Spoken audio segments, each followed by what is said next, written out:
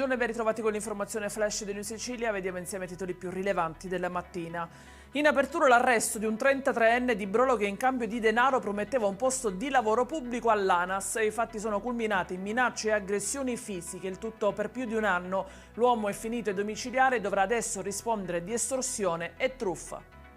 Maxi operazione antidroga dei carabinieri di Trapani e Mazzara del Vallo. All'alba oltre 100 militari hanno eseguito un'ordinanza cautelare nei confronti di 18 persone accusate di far parte di un'associazione criminale dedita al traffico e allo spaccio di sostanze stupefacenti. Al vertice dell'organizzazione c'era un uomo soprannominato il principale che impartiva ordini, definiva ruoli, turni e compiti, delegando al fratello la gestione logistica e l'occultamento delle partite di droga provenienti da Palermo.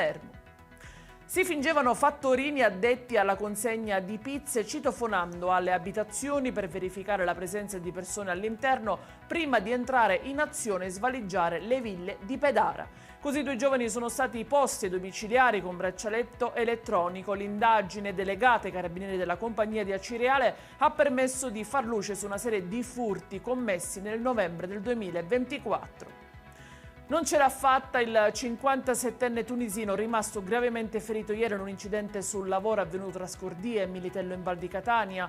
L'uomo è deceduto nella notte all'ospedale Cannizzaro di Catania dove era stato ricoverato in condizioni critiche. Sulla dinamica indagano i carabinieri che stanno raccogliendo elementi per chiarire eventuali responsabilità e verificare soprattutto il rispetto delle norme di sicurezza sul lavoro.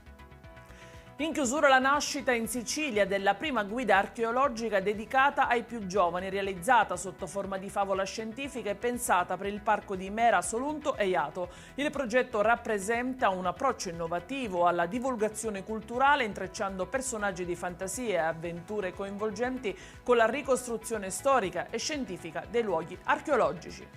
Ed è tutto per queste edizioni. Io vi ricordo come sempre che i dettagli su queste notizie e molte altre li trovate sul nostro sito e sui nostri canali social. Grazie per averci seguito e a stasera.